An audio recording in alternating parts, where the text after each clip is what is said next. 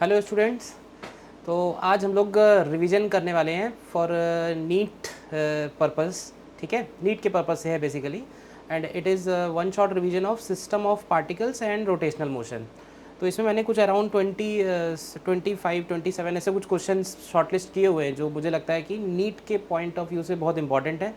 तो जो भी कॉन्सेप्ट्स थोड़े बहुत क्वेश्चंस में यूज़ होने वाले हैं वो भी मैं थोड़ा थोड़ा इसमें एक्सप्लेन कर दूंगा। ठीक है ना। तो without wasting time we can start with our question number 1. Question number 1 says a flywheel rotates with a uniform angular acceleration. ठीक है, तो यूनिफॉर्म एंगुलर एक्सीलरेशन हो गया, अल्फा कांस्टेंट हो गया। Then it says its angular velocity increases from 20 pi radian per second to 40 pi radian per second in 10 seconds. ठीक है, तो अल्फ़ा क्योंकि है इसके पास, अल्फ़ा कांस्टेंट है तो इसका ओमेगा इंक्रीज़ होगा, और इसमें हम लोग कांस्टेंट अल्फ़ा के जो स्टैंडर्ड इक्वेशंस होते हैं वो यूज़ कर सकते हैं।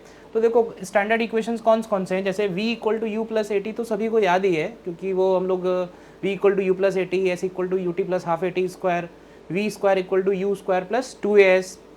तो ये तीनों इक्वेशन हम लोग 1D में यूज़ करते हैं। इन्हीं का एंगुलर वर्जन हम लोग सर्कुलर मोशन में या रोटेशनल मोशन में भी यूज़ कर सकते हैं, और वो तीन इक्वेशन है omega is equal to omega naught plus alpha t. ठीक है, सेकेंड इक्वेशन हम लोग लिख सकते हैं theta is equal to omega naught t plus half alpha t square. ठीक है, थर्ड इक्वेशन बन जाएगी omega square is equal to omega naught square plus 2 alpha theta. ठीक, तो ये तीन बेसिकली एंगुलर फॉर्म में है, ये अल्फ़ा कांस्टेंट के लिए ही एप्लीकेबल है, ये ध्यान रखिएगा। ठीक, तो अल्फ़ा क्योंकि कांस्टेंट है तो एक तरीका तो इसमें ये है, हमको ओमेगा नॉट का वैल्यू गिवन है, हमको ओमेगा का वैल्यू गिवन है, और हमको टाइम गिवन है, और हमको निकालना क्या है, हमको निकालना है how many rotations did it undergo during this period. तो देखो नंबर ऑफ रोटेशंस निकालने के लिए अगर हमें थीटा पता चल जाए कि कितना एंगल ये कवर करेगा, तो हम थीटा अपॉन 2 पाई से नंबर ऑफ रोटेशंस निकाल सकते हैं। यानी ये तीन क्वांटिटीज हमें मालूम है, थीटा हमको एक तरह से फाइंड करना है। तो देखो एक नॉर्मल तरीका तो इसका सीधा सीधा ये हो जाएगा कि भाई हम फर्स्ट इक्वेशन यूज़ करें। दो मेथड बताता हूँ इसके। फर्स्ट मेथड तो ये हो गया, जो इक्वेशंस हमारे सामने हैं सीधे सीधे, तो ओमेगा हो जाएगा 40 pi, omega is equal to omega naught which is 20 pi and plus alpha into t की जगह हमको दिया हुआ है 10 सेकेंड्स। तो आप यहाँ से अल्फ़ा का वैल्यू निकाल सकते हैं। अल्फ़ा का वैल्यू हो जाएगा 20 पाई अपॉन 10, तो ये एक तरह से आ जाएगा 2 पाई, यूनिट इसका बनेगा रेडियन पर सेकेंड स्क्वायर। ठीक, अब हमको अल्फ़ा मिल गया है तो हम थीटा का वैल्यू सेकेंड इक्वेशन से निकाल सकते हैं। तो दूसरा सेकेंड इक्वेशन से theta is equal to omega naught हो गया 20 पाई इंटू टी यानी कि 10 सेकेंड्स प्लस हाफ अल्फ़ा की वैल्यू हो गई half into 2 pi into t square यानी 10 स्क्वायर। तो ये वैल्यू अगर आप देखोगे तो ये हो गया 200 पाई एंड प्लस ये बन जाएगा 100 पाई, तो ये टोटल हो गया 300 पाई। ये हो गया थीटा की वैल्यू। तो नंबर ऑफ रोटेशंस जो बनेंगे वो हो जाएंगे थीटा डिवाइडेड बाई 2 पाई। तो थीटा यानी 300 डिवाइडेड बाई 2 पाई करेंगे तो इसका आंसर 150 आ जाएगा। तो ये सेकंड वाला ऑप्शन इसमें करेक्ट है। तो देखो ये तो एक तरीका हो गया, इक्वेशन हमको डायरेक्टली याद है अगर। एक और इसका दूसरा थोड़ा अलग तरीका है, वो देखिएगा कैसे। देखो हमको ओमेगा इनिशियल मालूम है, ओमेगा फाइनल मालूम है, और हमको ये मालूम है कि जो ओमेगा है वो चेंज हो रहा है कॉन्स्टेंटली। तो देखो अगर ओमेगा कॉन्स्टेंटली चेंज हो रहा है, ओमेगा अगर कॉन्स्टेंटली चेंज हो रहा है, कहाँ से कहाँ चेंज हो रहा है, तो 20 पाई से चेंज हो रहा है ये 40 पाई, और ये काम हो रहा है कितनी देर में, 10 सेकेंड में। तो देखो क्योंकि ओमेगा एक लीनियर फंक्शन बनेगा, तो लीनियर फंक्शन के केस में हम लोग क्या कर सकते हैं, एक शॉर्टकट है। शॉर्टकट ये है कि हम इसका मिड पॉइंट निकाल लेते हैं। तो अगर आप ओमेगा का मिड पॉइंट निकालोगे तो वो ओमेगा का मिड पॉइंट आएगा 30 पाई, और इस 30 पाई को हम कांस्टेंट लेके चल सकते हैं। तो हमारा थीटा का वैल्यू सीधे सीधे हो जाएगा ओमेगा, जो कि कांस्टेंट हमने लिया है कितने देर के लिए, 10 सेकेंड्स के लिए। तो ये सीधे सीधे 300 पाई की वैल्यू आ जाएगी, जो हम लोगों ने इक्वेशन से सॉल्व करके निकाली थी। ठीक है, और नंबर ऑफ रोटेशंस फिर से बन जाएंगे 300 पाई एंड डिवाइडेड बाई 2 पाई, तो ये आपका आंसर आ जाएगा 150 रोटेशंस। तो ये मेथड भी आप ध्यान रख सकते हो, पर ध्यान रखना कि ये हम मिड पॉइंट वाला जो मेथड है, एक्चुअली एवरेज लिया हमने, एवरेज लिया है 20 पाई का और 40 पाई का। तो ये एवरेज आपका तभी सही बैठेगा जब वो फंक्शन लीनियरली चेंज हो रहा होगा, ठीक है ना। लीनियरली क्यों चेंज हो रहा है? क्योंकि अल्फा कांस्टेंट है, ठीक है। तो आई होप ये क्वेश्चन आपको क्लियर है, ठीक। नेक्स्ट हम लोग बढ़ते हैं। आप चाहो तो पॉज करके पहले क्वेश्चन ट्राई कर सकते हो, ठीक है ना, तो थोड़ा और मज़ा आएगा। देखते हैं नेक्स्ट क्वेश्चन। नेक्स्ट क्वेश्चन कह रहा है the moment of force, force हमको गिवन है, about a point is given by. तो मोमेंट ऑफ फोर्स मतलब ये फोर्स का वैल्यू दिया हुआ है, ठीक है, और यहाँ पे लिखा होना चाहिए एक्टिंग एट, मतलब ये वो पॉइंट है जहाँ पे ये एक्ट कर रहा है, ठीक है, एक्टिंग एट, या बोल सकते हैं इसको point of application, point of application. About the point 2, -2, -2। तो देखो मोमेंट ऑफ फोर्स का मतलब हो गया हमको निकालना है टॉर्क, और टॉर्क का सीधा सीधा कॉन्सेप्ट ये है, जैसे कोई भी बॉडी है और अगर हमें ओ पॉइंट के अबाउट टॉर्क कैलकुलेट करना है, तो जिस पॉइंट पे फोर्स एप्लीकेबल है वो हो गया पॉइंट पी। पॉइंट पी पे अगर मान लेते हैं कि फोर्स एफ एप्लीकेबल है, तो पॉइंट पी का ओ के रिस्पेक्ट में जो पोजीशन वेक्टर है वो हो गया आर। तो इस पॉइंट के अबाउट अगर हम इसका टॉर्क लिखेंगे तो इस टॉर्क की वैल्यू बनेगी सीधे सीधे moment of force. Moment of force का मतलब हो गया आर क्रॉस एफ, हमें क्रॉस प्रोडक्ट निकालना है। अब देखो पॉइंट पी का पोजीशन दिया हुआ है 2, 0, -3, और जिस पॉइंट के अबाउट कैलकुलेट करना है उसका दिया है 2, -2, -2। तो हम सबसे पहले ये आर वेक्टर निकाल सकते हैं। तो ये आर वेक्टर का वैल्यू बन जाएगा r p minus r o. तो 2 - 2 करेंगे तो आई कैप नहीं आएगा, 0 - -2 करेंगे तो ये आएगा 2 जे कैप, एंड -3 - 2 करेंगे तो ये आएगा -k कैप। और एफ वेक्टर की वैल्यू दी हुई है हमको, F vector is given as 4 i cap plus 5 j cap and -6 k cap. तो अगर हमें r क्रॉस f चाहिए तो हम इसको डिटर्मिनेंट फॉर्म से निकाल सकते हैं, आई कैप जे कैप k कैप, ठीक है। r क्रॉस f तो ये हो जाएगा 0, ये हो जाएगा 2, ये हो जाएगा -1, फोर्स के लिए हो जाएगा ये 4, ये हो गया 5 और ये हो गया -6।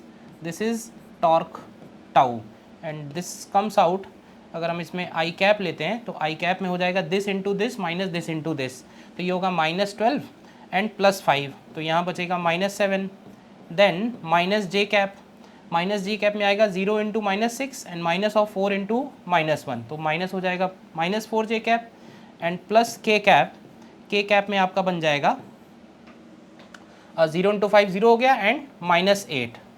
तो आप देखो ध्यान से, तो ये आ रहा है -7 आई कैप, -4 जे कैप एंड -8 के कैप। तो ये फोर्थ वाला ऑप्शन इसमें करेक्ट आ रहा है। तो ये सिंपली टॉर्क कैलकुलेशन पे बेस्ड था, बेस्ड ऑन डायरेक्ट डेफिनेशन, ठीक है। नेक्स्ट देखिए क्वेश्चन आप। Next question says a uniform rod of length given at 200 centimeter, mass 500 gram, is balanced on a wedge, is balanced on a wedge, ये हो गया wedge, placed at the 40 centimeter mark, ये वाला जो mark है ये 40 centimetre है। a mass 2 kg is suspended from the rod at 20 centimeter and another unknown mass is suspended from the rod at 160 centimeter, find the value of m। तो देखो ये torque equilibrium का क्वेश्चन है, equilibrium का basically. तो इस 2 kg के wait की वजह से इस पॉइंट पे जो टॉर्क प्रोड्यूस हो रहा है और इस m की वजह से इस पॉइंट पे जो टॉर्क प्रोड्यूस हो रहा है वो दोनों बैलेंस हो रहे हैं, मतलब जैसे बोलते हैं ना वो तराजू वाला बैलेंस, वही बैलेंस है ये। तो बैलेंस करने का सीधा सीधा तरीका ये है कि दिस फोर्स, ठीक है, multiplied by this perpendicular distance and this force multiplied by this perpendicular distance, ये दोनों तरफ से बैलेंस आना चाहिए, ठीक है। तो बैलेंस अगर करें तो इधर वाला टॉर्क और इधर वाला टॉर्क, तो देखो यहाँ पे ये वाली जो डिस्टेंस गिवन है ये डिस्टेंस हो गई आपकी 20 सेंटीमीटर और इसका वेट हो गया 2g, 2 kg है तो 2g लिख देते हैं।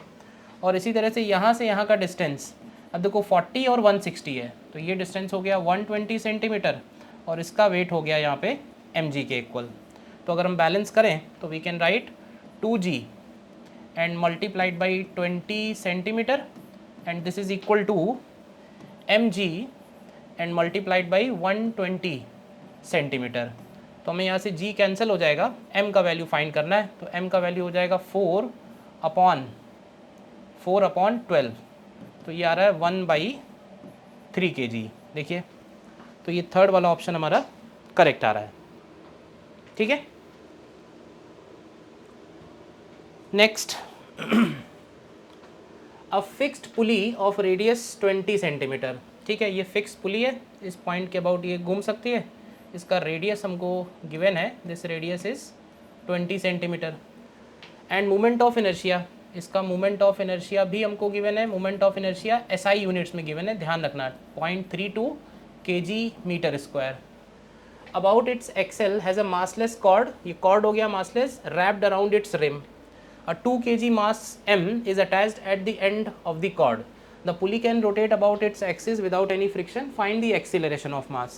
तो देखो क्या है कि थ्रेड इसके ऊपर वाइंड कर रखा है और यहाँ पे इसको फ्रीली छोड़ रखा है। तो अगर हम इस सिस्टम को इस पॉइंट के अबाउट देखें तो ये नीचे एक्सीलरेट हो रहा होगा और ये जो पुली है ये एंटी क्लॉकवाइज घूम रही होगी। तो पुली एंटी क्लॉकवाइज घूम रही है और ये मास नीचे ट्रांसलेट कर रहा है, यानी इस मास का इस केस में ट्रांसलेटरी मोशन है और पुली का रोटेटरी मोशन है। तो देखो, जिसका ट्रांसलेटरी मोशन है उसके लिए हम लोग F equal to ma use करेंगे और जिसका रोटेटरी मोशन है उसके लिए हम लोग torque equal to I alpha use करेंगे। ठीक है, तो स्टार्ट करते हैं। सबसे पहले एज्यूम करते हैं कि इसका एक्सीलरेशन a एज्यूम करते हैं और इस पुली का एंगुलर एक्सीलरेशन अल्फा एज्यूम करते हैं। अब ये बताओ, इस अल्फा और इस a में रिलेशन कैसे निकालेंगे? तो ध्यान से हमें उस पॉइंट को देखना पड़ेगा जहाँ पे ये जो थ्रेड है ये इस पुली से अलग होने वाला है। ठीक है, तो जब ये थ्रेड यहाँ से अलग होने वाला है तो इस पॉइंट पे इस थ्रेड का टेंजेंशियल एक्सीलरेशन अल्फा के हिसाब से बनेगा आर अल्फा और इस एक्सीलरेशन के हिसाब से ही बनेगा ए के इक्वल। तो ये दोनों वैल्यूज़ डेफिनेटली इक्वल होनी चाहिए क्योंकि कोई भी यहाँ पे स्लिपिंग नहीं हो रही है, मतलब ये जो थ्रेड है इसके ऊपर अनवाइंड हो रहा है। तो अनवाइंड के जितने भी केस होंगे वहाँ पे टेंजेंशियल एक्सीलरेशन उस पॉइंट का और उस थ्रेड का एक्सीलरेशन सेम बनेगा। ठीक है ना, तो एक रिलेशन तो हमारे पास ये आ गया। अब इस मास का अगर हम फ्री बॉडी डायग्राम बनाते हैं, इसके ऊपर कौन कौन से फोर्सेस होंगे? तो देखो, इसके ऊपर एक तो हो गया इसका mg, ठीक है, इसके ऊपर T इधर की तरफ हो गया, टेंशन T, और A से ये नीचे जा रहा है, तो इक्वेशन हम लोग लिख सकते हैं mg minus T is equal to ma। ये हो गया इक्वेशन 1, छोड़ देते हैं इसको इसी तरह से। अब आते थे इस पुली के ऊपर। इस पुली के ऊपर अगर आप देखो तो यही टेंशन इस पुली को अल्फा का एंगुलर एक्सीलरेशन दे रहा है, तो इसके ऊपर जो टॉर्क आएगा वो बन जाएगा T into R is equal to I into alpha, और अल्फ़ा को हम लोग लिख लेते हैं A अपॉन आर क्योंकि हमको A का वैल्यू निकालनी है। तो ये हो गया इक्वेशन 2। अब हम क्या करेंगे, इस r को यहाँ से कैंसिल करके यहाँ आर स्क्वायर कर दो और दोनों इक्वेशंस ऐड कर दो, तो यहाँ से मिलेगा mg is equal to, acceleration अगर कॉमन ले लें तो m plus I upon R square. देखो यहाँ तक पहले m plus I upon R square, और यहाँ से एक्सीलरेशन का वैल्यू अगर हमें चाहिए तो ये हो जाएगा mg divided by m plus I upon R square. तो आप इसमें वैल्यूज़ रख दीजिए, सिर्फ वैल्यू रखना रह गया है।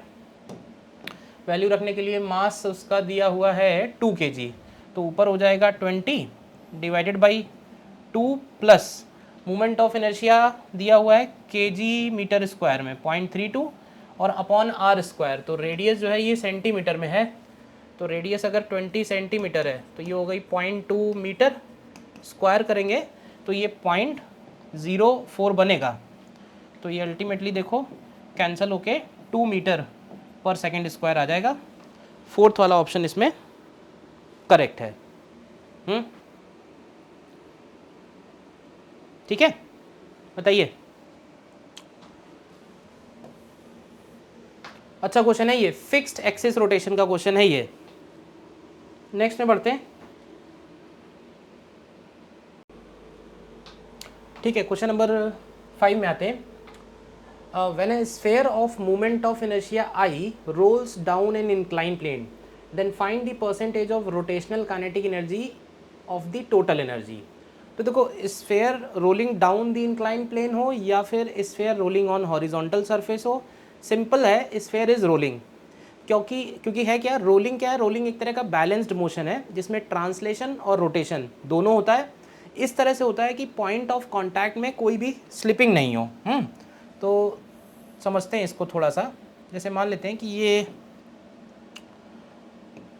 एक मैंने स्फीयर ले लिया है।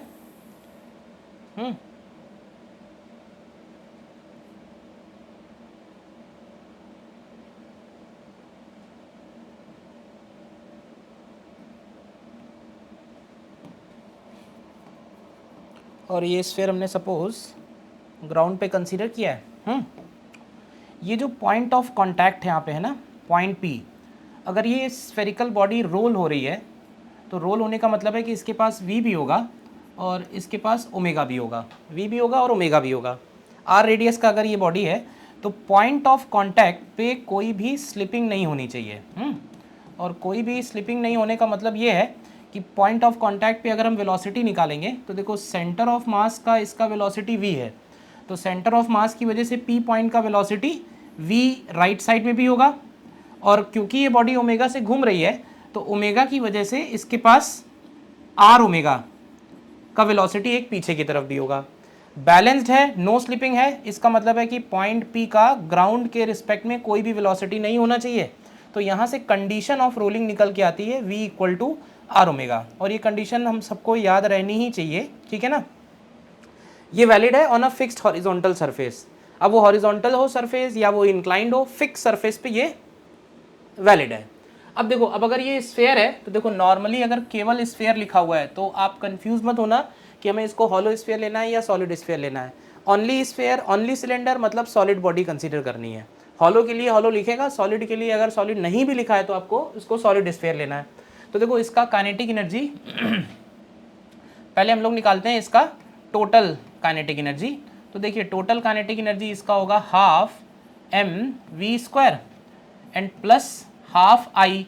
अब आई कितना बनेगा, तो इसका आई बनेगा 2/5 M R square and omega square. और ओमेगा को हम लोग लिख सकते हैं V square upon R square. यहीं से देखो, ओमेगा इक्वल टू क्या बन जाएगा, वी अपॉन आर के इक्वल, तो ओमेगा स्क्वायर हो जाएगा V square upon R square.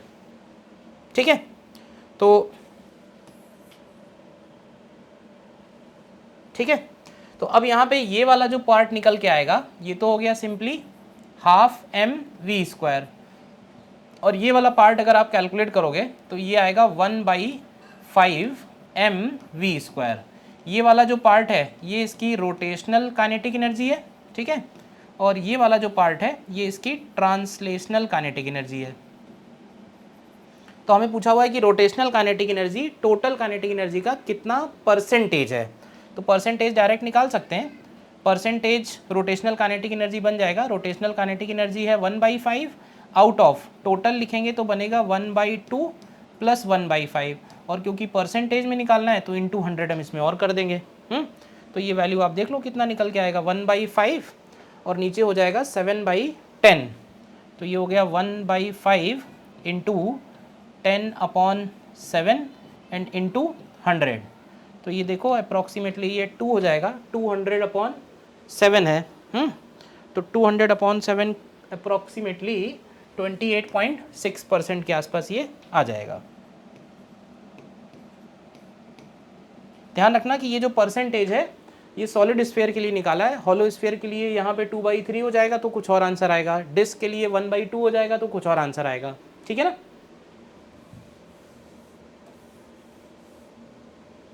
ठीक है, नेक्स्ट देखो, नेक्स्ट कह रहा है a disc of mass m and radius capital R rolls on a horizontal surface and then rolls up an inclined plane as shown in the figure. If the velocity of disc is v, the height to which the disc will rise. तो देखो, क्योंकि ये rolling कर रही है तो rolling करने का मतलब है कि केवल क्वेश्चन में तो लिखा होगा कि v दिया हुआ है, बट आपको समझ के चलना है कि इसके पास ओमेगा भी होगा, और ओमेगा की वैल्यू होगी v अपॉन आर के इक्वल। ओमेगा लिखा नहीं बट ओमेगा होगा क्योंकि रोलिंग है। और ये कौन से हाइट तक जाएगी, तो जब हाईएस्ट पॉइंट पे पहुंचेगी तो इसका v भी 0 होगा और इसका ओमेगा भी 0 होगा।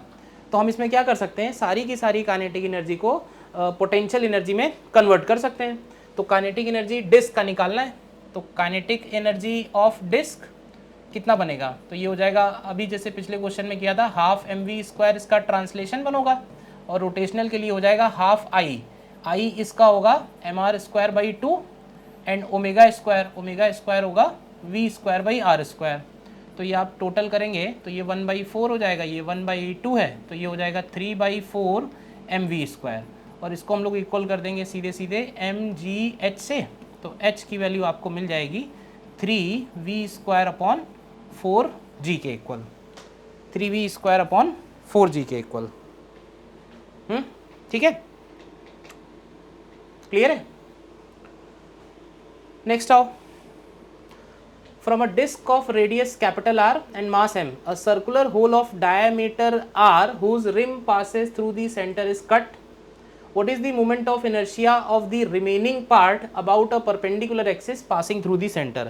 अब ये क्वेश्चन भी बहुत पॉपुलर क्वेश्चन है, और मतलब इस तरह के मिलते जुलते क्वेश्चन आते ही हैं। क्वेश्चन ज़रा ध्यान से समझिएगा। क्वेश्चन इस तरह का है,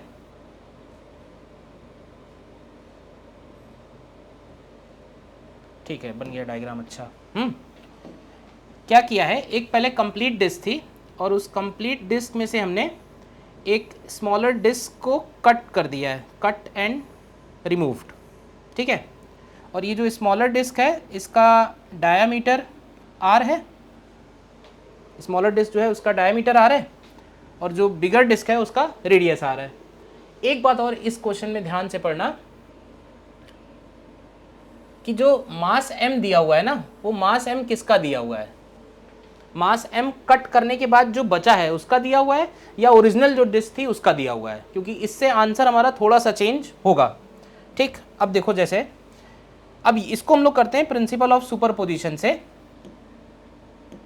इसको हम लोग करेंगे प्रिंसिपल ऑफ सुपरपोजिशन से।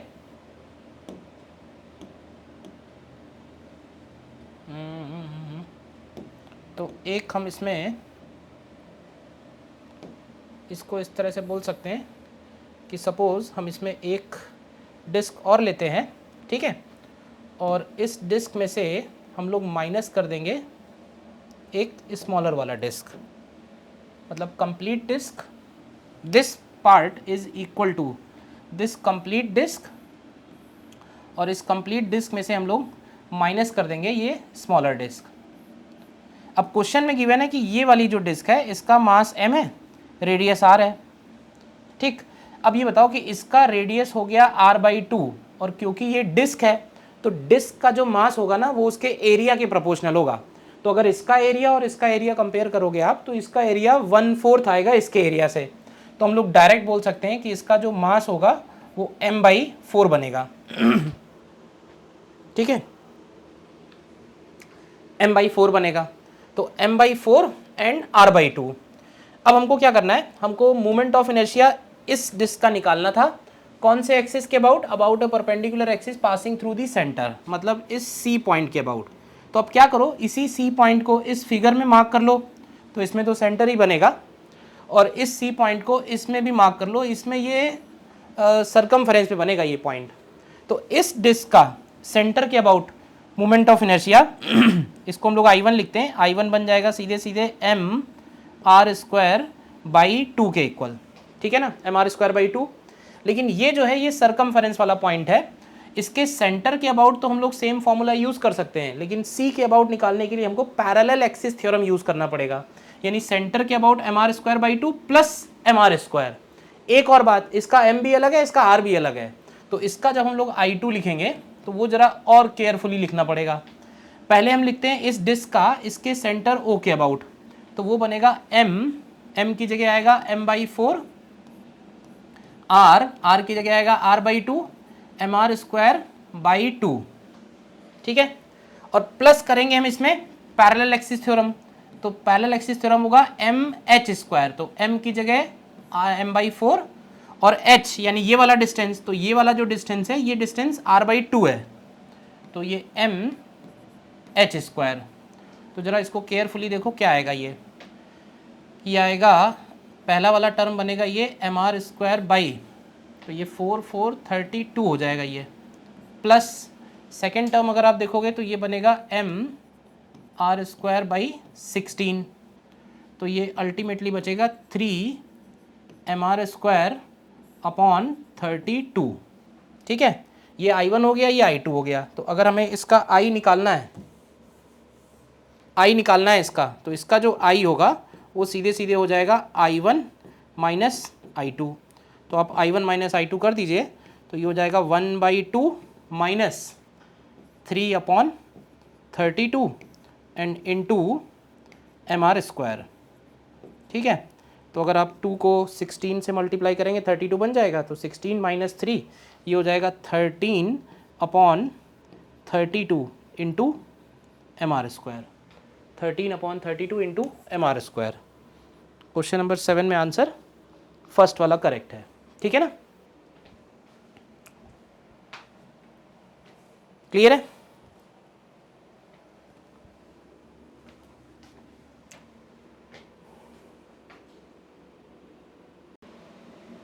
ठीक है, नेक्स्ट क्वेश्चन में बढ़ते हैं हम लोग।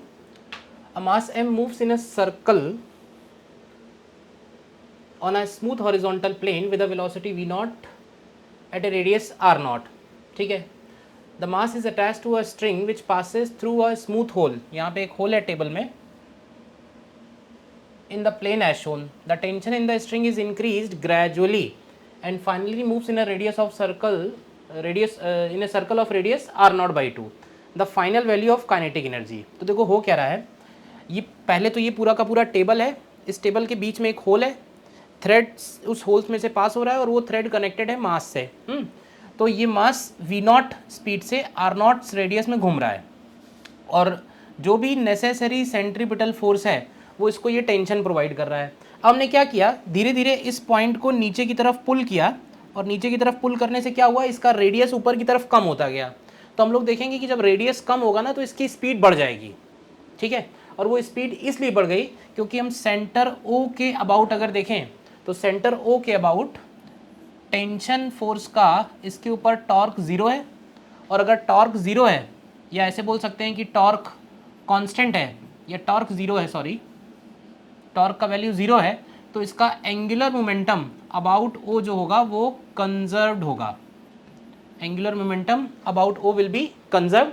और एंगुलर मोमेंटम पार्टिकल का, अगर कोई पार्टिकल सर्कल में घूम रहा है, ठीक है, ये रहा इसका सेंटर O, तो इस सेंटर के अबाउट इसका एंगुलर मोमेंटम हम लोग लिख सकते हैं m मास है, v नॉट इसकी स्पीड है, r नॉट इसका इनिशियल रेडियस है, तो we can simply write m v not into R not, this is initial angular momentum, and final angular momentum लिखेंगे m v dash into R not by 2 के equal.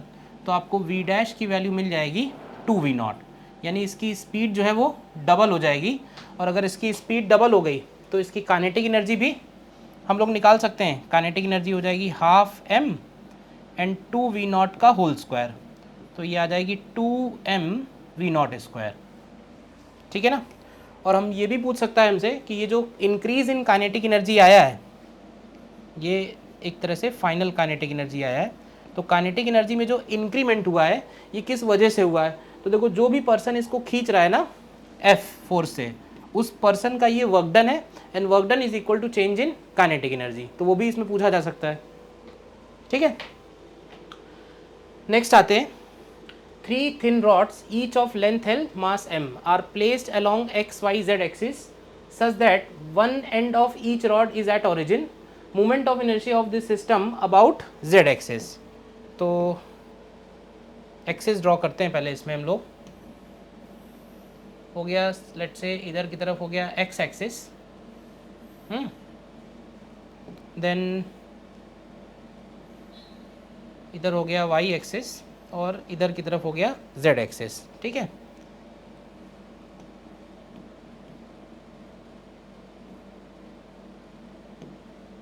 ठीक है।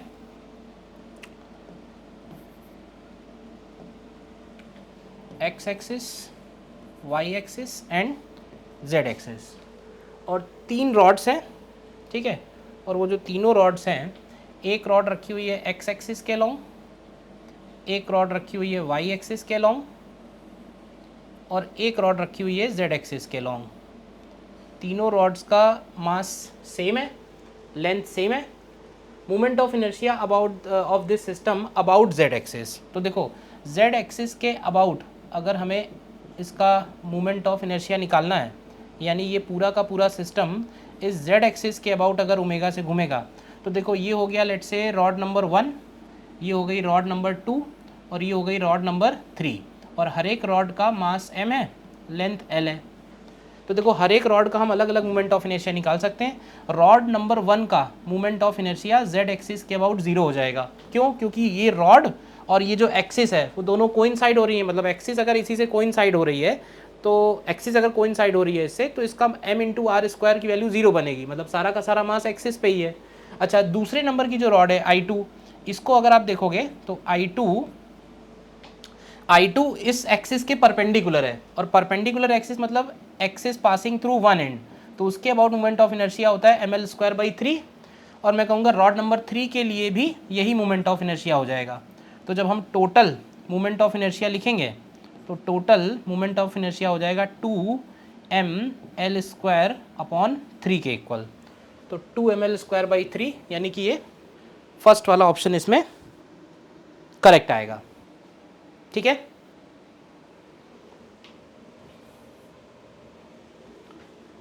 Next आते हैं, the radius of gyration of a solid sphere of radius R about its tangential axis.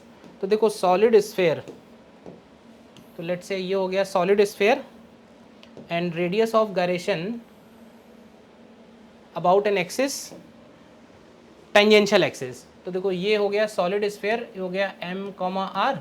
पहले हम लोग क्या करते हैं, इस एक्सिस के अबाउट ओ डैश के अबाउट इसका मोमेंट ऑफ इनर्शिया निकालते हैं। ओ डैश के अबाउट मोमेंट ऑफ इनर्शिया निकालने के लिए हमको पहले इसके CM से पास होने वाली एक्सिस के अबाउट मोमेंट ऑफ इनर्शिया चाहिए, और हमें यहाँ से यहाँ का डिस्टेंस हम लोग सपोज कर लेते हैं। सपोज क्या है, ये डिस्टेंस हो गया r, तो इसमें लोग पैरेलल एक्सिस थ्योरम सीधे सीधे लगा सकते हैं।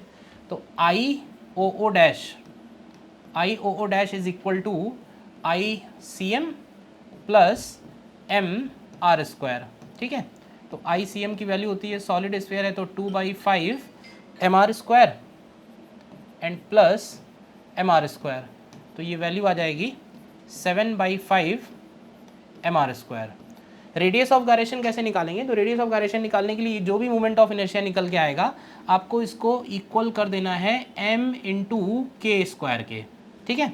तो यहाँ से k का वैल्यू आपको मिल जाएगा √7/5 इंटू r, और यही आपका रेडियस ऑफ गायरेशन बन जाएगा। रेडियस ऑफ गायरेशन किसी भी बॉडी का निकालना है, पहले आप मोमेंट ऑफ इनर्शिया कैलकुलेट कर लीजिए और उसको m इंटू k² के इक्वल कर दीजिए, तो k उसमें रेडियस ऑफ गायरेशन कहलाएगा, ठीक है। नेक्स्ट आते हैं, the speed of a uniform spherical shell after rolling down in incline plane vertical height h from rest. तो देखो क्या कह रहा है, एक इंक्लाइन प्लेन है एंड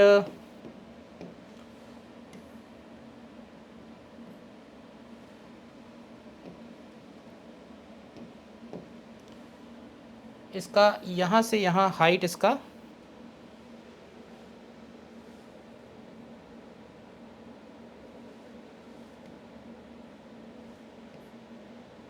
ये हाइट इसका हम लोग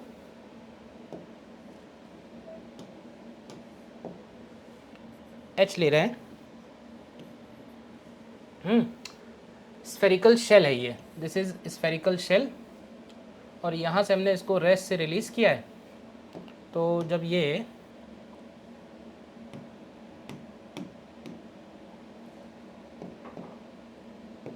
बॉटम पे आएगा,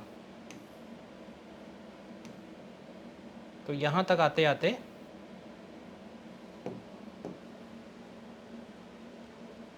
स्पीड हमको फाइंड करनी है। तो देखो सीधा सीधा ये एनर्जी कंजर्वेशन का क्वेश्चन हो जाएगा। और क्योंकि ये रोल कर रहा है तो रोलिंग में ध्यान रखना कि इसके पास v भी होगा और बॉटम पे आते आते इसके पास ओमेगा भी होगा। ओमेगा को हम लोग लिख सकते हैं सिंपली v अपॉन आर के इक्वल। ठीक है, तो एनर्जी कंजर्वेशन लगा देते हैं। इनिशियल पोटेंशियल एनर्जी हो गई इसकी mgh, initial potential energy, and final kinetic energy. Final kinetic energy को लिखेंगे half M V square translational kinetic energy plus rotational kinetic energy, तो हाफ आई।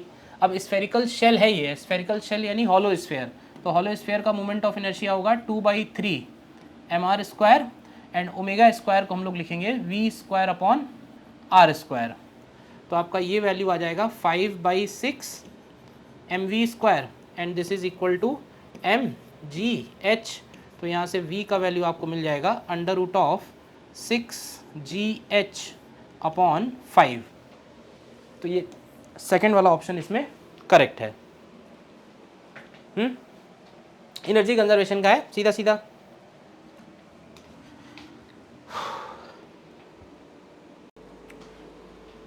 ठीक है, नेक्स्ट क्वेश्चन में बढ़ते हैं आगे। An incline plane makes an angle 30 degree with the horizontal और solid sphere rolling down this incline plane from rest without slipping has linear acceleration equals to. तो देखो ये मैं आपको एक बार कैलकुलेट करके दिखा देता हूँ ये रिजल्ट, बट ये रिजल्ट आपको याद होना चाहिए। ठीक है, और ये डायरेक्ट रिजल्ट मतलब इस पर क्वेश्चन आता ही आता है। देखो कोई भी स्फेरिकल बॉडी जब डाउन द इंक्लाइन रोल हो रही है तो सबसे पहले हम उसके ऊपर फोर्सेस मार्क कर लेते हैं। तो देखो इधर की तरफ हो गया इस पे mg साइन थीटा, ठीक है, इधर की तरफ हो गया इस पे mg कॉस थीटा, ठीक है, इधर की तरफ हो गया नॉर्मल, प्लस इसके पास क्योंकि ये रोलिंग डाउन रोलिंग का केस है तो इसके सेंटर के पास a एक्सीलरेशन भी होगा और इसके पास अल्फ़ा भी होगा, और अल्फ़ा की वैल्यू a/r होगी क्योंकि ये फिक्स्ड एक्सिस पे रोलिंग का केस है।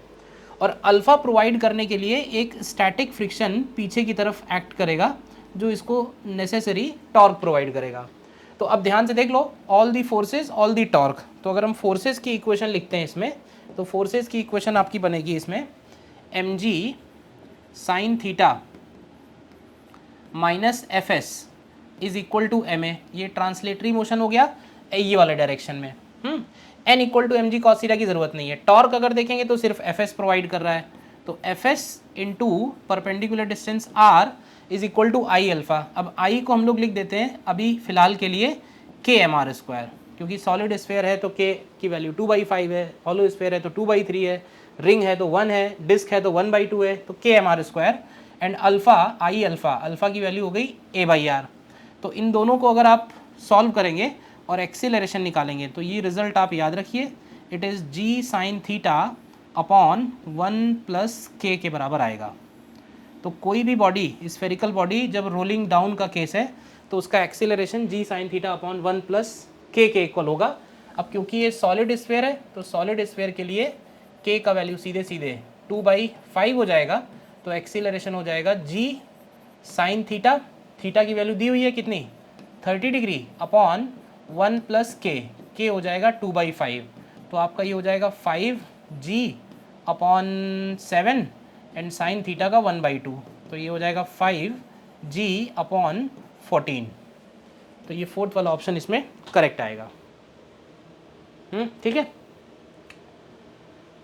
नेक्स्ट भी देखिए, रोलिंग इंपॉर्टेंट टॉपिक है इसलिए रोलिंग के ऊपर कुछ क्वेश्चन ज़्यादा लिए हुए हैं। Solid sphere of mass M rolls without slipping on an incline plane, inclination theta, what should be minimum coefficient of friction so that sphere rolls down without slipping. तो अब देखो पीछे वाला क्वेश्चन जो है यहीं से जैसे हम लोगों ने a का वैल्यू निकाला था, इसी से हम लोग fs का वैल्यू भी निकाल सकते हैं। fs का वैल्यू निकालने के लिए आप ध्यान से देखो, तो fs का वैल्यू बन जाएगा k times mg sine theta, k times mg sine theta upon 1 plus k। तो आप ये भी चाहो तो ध्यान रखो नेक्स्ट क्वेश्चन में यही यूज़ हो रहा है। तो देखो fs की value k times mg sine theta upon 1 plus k, ये इतना फ्रिक्शन रिक्वायर्ड है, और मिनिमम कोफिशिएंट ऑफ फ्रिक्शन के लिए ये वैल्यू म्यू इंटू एन के इक्वल होनी चाहिए। एन की वैल्यू पिछले क्वेश्चन से ही हम लोग लिख सकते हैं, तो ये हो जाएगी mu M G cos theta. ठीक है, तो यहाँ से हमें निकालना है किसकी वैल्यू, म्यू का वैल्यू निकालना है। तो म्यू का वैल्यू हो जाएगा के tan थीटा अपॉन 1 प्लस के। तो रोलिंग में ये एक और इंपॉर्टेंट रिजल्ट हो गया, minimum coefficient of friction required for rolling. अब ये सॉलिड स्फीयर कह रहा है, तो सॉलिड स्फीयर के लिए के का वैल्यू हो जाएगा 2/5, ठीक है, into tan theta divided by 1 plus 2/5, तो ये हो जाएगा 7/5। तो ये आ जाएगा 2/7 into tan theta, 2/7 into tan theta. तो ये सेकेंड वाला ऑप्शन इसमें करेक्ट आ जाएगा, ठीक है। Next is rod of length L whose lower end is fixed along the horizontal plane starts to topple from the vertical position. The velocity of upper end of the rod when it hits the ground. तो पहले question समझ लो क्या कह रहा है। Question में कह रहा है ये तो हो गया हॉरिजॉन्टल ग्राउंड, हॉरिजॉन्टल ग्राउंड। अब इस हॉरिजॉन्टल ग्राउंड पे क्या हो रहा है कि एक रॉड है और ये रॉड वर्टिकल पोजीशन से, ये इसकी वर्टिकल पोजीशन है, यहाँ से ये गिरना शुरू हो रही है। Whose lower end is fixed, यानी ये लोअर एंड को हमने फिक्स कर रखा है, तो इस तरह से it can freely rotate about the lower and. तो ये इधर की तरफ फॉल होना स्टार्ट हो रही है, स्टार्टिंग फ्रॉम रेस्ट, और फाइनली जब ये रॉड इस पोजीशन में आएगी तो हमको निकालना है ये वाला जो एंड ए है, इस एंड का वेलोसिटी क्या होगा। तो देखो ये भी एक तरह से फिक्स्ड एक्सिस रोटेशन का क्वेश्चन है। ये रही उसकी फिक्स एक्सिस जिसके अबाउट ये पूरा का पूरा रॉड घूम रहा है। तो देखो रॉड का जो सेंटर ऑफ मास है, सेंटर ऑफ मास उसका कितना डिस्टेंस कवर कर रहा है ये इम्पॉर्टेंट है। तो सेंटर ऑफ मास अगर आप देखोगे तो सेंटर ऑफ मास इसका L/2 डिस्टेंस कवर कर रहा है, और L/2 डिस्टेंस कवर करने में इसने जो पोटेंशियल एनर्जी का लॉस किया है वो इस रॉड का रोटेशनल काइनेटिक एनर्जी बनेगा। तो एक तरह से loss in potential energy is equal to gain in rotational kinetic energy. Loss in potential energy is equal to gain in rotational kinetic energy. तो काइनेटिक पोटेंशियल एनर्जी का loss हम लोग लिख सकते हैं mg और L/2, रोटेशनल काइनेटिक एनर्जी बन जाएगी हाफ आई। अब आई किसके अबाउट लेंगे, तो देखो रॉड जिस एंड के अबाउट घूम रही है उसी एंड के अबाउट आई लेंगे, तो आई की वैल्यू हो जाएगी mL²/3 एंड ω²। देखो यहाँ तक, तो इसमें कुछ कैंसिल हो रहा होगा, कैंसिल कर देते हैं। जैसे कि m कैंसिल हो रहा है, एक L भी कैंसिल हो रहा है, ये 2 कैंसिल हो रहा है, तो फाइनली इसमें ओमेगा का वैल्यू, ω² का वैल्यू आ रहा है 3g/2L। तो ओमेगा का वैल्यू हो जाएगा √3g/2L। देखिए √3g/2L, ठीक है। तो अगर हमें एंड की वेलोसिटी चाहिए तो ये वेलोसिटी हो जाएगी L ओमेगा, तो आंसर हो जाएगा √3gL एंड बाई 2, √3gL/2 आ रहा है इसका आंसर। तो कहीं कैलकुलेशन मिस्टेक हुई है क्या। पोटेंशियल एनर्जी का लॉस हो गया mg/L/2, काइनेटिक एनर्जी का गेन लिखेंगे हाफ आई की जगह mL²/2। अच्छा सॉरी 2 तो कैंसिल हो गया था ना, यहाँ 2 नहीं आ रहा है। ω² की वैल्यू है 3g/L के इक्वल, तो ओमेगा हो जाएगा √3g/L। हाँ 2 नहीं है इसमें, तो ये v का वैल्यू हो जाएगा सीधे सीधे L ओमेगा, तो ये हो जाएगा √3gL। तो ये फर्स्ट वाला ऑप्शन इसमें करेक्ट है, ठीक है।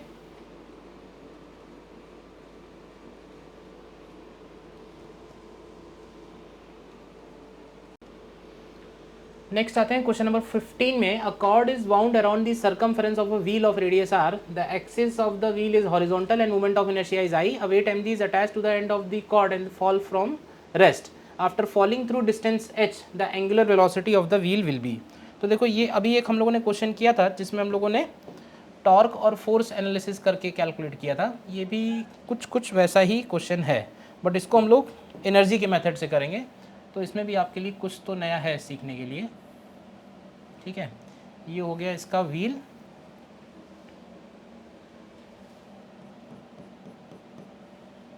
इस पॉइंट के अबाउट ये घूम रहा है, इस व्हील का moment of inertia I given है, रेडियस इसका आर गिवन है, और यहाँ पे हमने यह एक मास अटैच कर रखा है, लेट से कैपिटल एम इसका वैल्यू हो गया, वेट एम एम जी, ठीक है, स्मॉल एम है।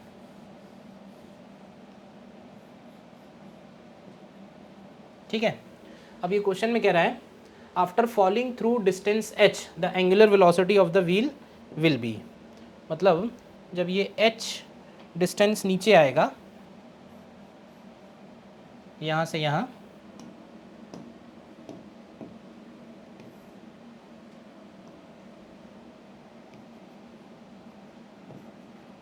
तो उतनी देर के बाद इसका ओमेगा कितना होगा। तो देखो यहाँ पे भी हम लोग डायरेक्टली क्या बोल सकते हैं, ये वाला जो पार्टिकल है इसके पोटेंशियल एनर्जी में लॉस हो रहा है और इस व्हील के काइनेटिक एनर्जी में गेन हो रहा है। तो लॉस इन पोटेंशियल एनर्जी यानी potential energy loss is equal to gain in kinetic energy. ठीक, लॉस इन पोटेंशियल एनर्जी को हम लोग लिखेंगे सीधे सीधे mgh के इक्वल, and gain in kinetic energy होगी, अब ध्यान रखना काइनेटिक एनर्जी में गेन इसमें भी होगा इसमें भी होगा, तो हमको निकालना है इसकी एंगुलर वेलोसिटी। तो देखो जब ये ओमेगा से घूम रहा होगा तो स्ट्रिंग का ये जो टेंजेंशियल वाला पॉइंट होगा ये आर ओमेगा की लीनियर वेलोसिटी से नीचे जा रहा होगा, और यही linear velocity v equal to R omega इस स्मॉल m के पास भी होगी। तो काइनेटिक एनर्जी इसकी भी होगी और व्हील की भी होगी, दोनों की काइनेटिक एनर्जी लिखनी पड़ेगी। तो ये होगा हाफ m v स्क्वायर, तो v स्क्वायर हो जाएगा आर ओमेगा का square and plus half I omega square, तो आई हमको ऑलरेडी उसका दिया है ओमेगा स्क्वायर, तो यहाँ से अगर हम लोग ओमेगा स्क्वायर अलग कर लें तो देखिए क्या मिलेगा, तो यहाँ से मिलेगा 2mgh and divided by 2mgh divided by m R square and plus I आ रहा है क्योंकि 2 तो पूरा ही निकल आया इधर से, तो 2mgh upon I plus M R square, तो ये सेकेंड वाला ऑप्शन इसमें करेक्ट आ रहा है। ठीक है ना, ओमेगा बन जाएगा under root of 2mgh upon I plus M R square. ठीक है, 16 में आते हैं। A thin uniform circular disc of mass m radius r is rotating in a horizontal plane about an axis passing through its center and perpendicular to the plane with omega। एक disc है m mass horizontal plane में rotate हो रही है passing through an axis perpendicular to its plane. ठीक है, another disc of same dimension but mass m/4 is placed gently on the first disc coaxially angular velocity of the system. तो देखो ये question भी आपका एंगुलर मोमेंटम कंजर्वेशन जैसा है। Suppose एक डिस्क ये रही, एक डिस्क ये रही, और इस तरह से देखो इसको, ये वाली जो डिस्क है, ये दोनों डिस्क जो हैं ये अपने कॉमन सेंटर के अबाउट रोटेट हो रही है। ये वाली डिस्क रोटेट हो रही है ओमेगा से, और ये जो डिस्क है इनिशियल वाली, इसका हमको मास दिया हुआ है m, रेडियस दिया है इसमें हमको कैपिटल R, और ये जो दूसरी डिस्क है इसका साइज अलग है, another disc of same dimension. अच्छा, डायमेंशन सेम दिया हुआ है इसका, तो डायमेंशन इसका सेम कर लेते हैं फिर।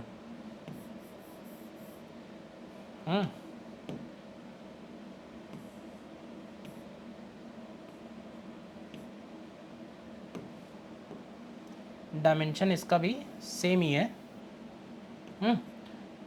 लेकिन ये रेस्ट से छोड़ी गई है, और मास इसका है m/4, रेडियस इसका भी r है। तो देखो जब हम इस डिस्क को इसके ऊपर रखेंगे ना, तो एक घूम रही है और एक रेस्ट पे है, तो क्या होगा, जैसे ही दोनों कांटेक्ट में आएंगी उनका आपस में काइनेटिक फ्रिक्शन लगेगा, जिसका ओमेगा ज़्यादा है वो कम होने लगेगा, जिसका ओमेगा 0 था वो बढ़ने लगेगा। कब तक ऐसा होगा, जब तक ये दोनों कॉमन एंगुलर वेलोसिटी नहीं गेन कर लेती। अच्छा, कॉमन एंगुलर वेलोसिटी गेन करने तक इस पूरे सिस्टम के ऊपर कोई भी एक्सटर्नल टॉर्क नहीं है, एक्सटर्नल टॉर्क नहीं है तो इसका एंगुलर मोमेंटम कंजर्व होगा। तो ये कंजर्वेशन ऑफ एंगुलर मोमेंटम का एकदम स्टैंडर्ड क्वेश्चन है, इंपॉर्टेंट क्वेश्चन है। तो L initial is equal to L final हमको करना है, L initial equal to L final. L initial की जगह हम लोग लिखेंगे सिर्फ एक ही डिस्क है, मास दोनों का m, r और m/4, r। तो देखो ऐसे भी बोल सकते हो कि इसका मोमेंट ऑफ इनर्शिया और इसके मोमेंट ऑफ इनर्शिया में 1/4 का फ़र्क होगा। तो पहली वाली डिस्क का moment of inertia I omega लिख रहे हैं, तो आई इंटू ओमेगा, दूसरी वाली डिस्क का है 0। बाद में दोनों ऐड हो गई तो आई प्लस I/4, एक का आई है एक का I/4 है, और ओमेगा इनका नया हो गया लेट से ओमेगा डैश। तो आपको यहाँ से ओमेगा डैश एक लाइन में ही मिल जाएगा, दिस इज़ 4 ओमेगा अपॉन 5। तो एक्चुअली क्या होगा ना, फ्रिक्शन है काइनेटिक, तो कुछ लॉस हो रहा है, और लॉस हो रहा है जिसकी वजह से इसका ओमेगा सिस्टम का रिड्यूस हो जा रहा है। ठीक है ना, ठीक है। नेक्स्ट आते हैं, particle of mass 5 gram is moving with a uniform speed 3√2 centimetre per second in XY plane along the line y equal to 2√5 the magnitude of angular momentum about the origin. तो इसमें पहले हम लोग XY axis बनाते हैं, ठीक है। इधर हो गया x एक्सिस, इधर हो गया x एक्सिस, और इधर की तरफ हो गया y axis.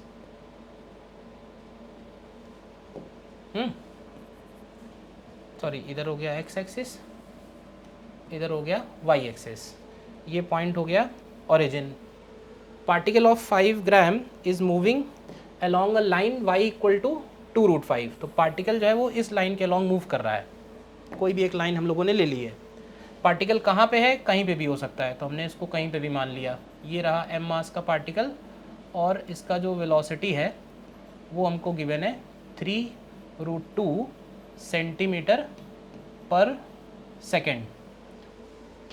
The magnitude of angular momentum about origin. तो देखो एंगुलर मोमेंटम किसी पार्टिकल का जब हम डिफाइन करते हैं तो उसका फॉर्मूला होता है L vector is equal to m into R cross v, ठीक है। अच्छा, अगर हम मैग्नीट्यूड निकालना चाह रहे हैं एल का, तो एल के मैग्नीट्यूड को लिख सकते हैं mv/r साइन थीटा। अब इसको ध्यान ये रखो आप, mv/r साइन थीटा को हम लोग दो तरह से कैलकुलेट करेंगे, दो मेथड है। मतलब हम लिख सकते हैं mr into V sine theta, V sine theta को हम लोग बोलते हैं v परपेंडिकुलर, या इसको लिख सकते हैं mv into R sine theta, और आर साइन थीटा को हम लोग बोलते हैं आर परपेंडिकुलर। दो तरीके हैं। क्या मतलब हुआ इसका, डायग्राम में देखते हैं। जैसे ये रहा आर वेक्टर, ठीक है, ये रहा आर वेक्टर, और ये था आपका वी वेक्टर।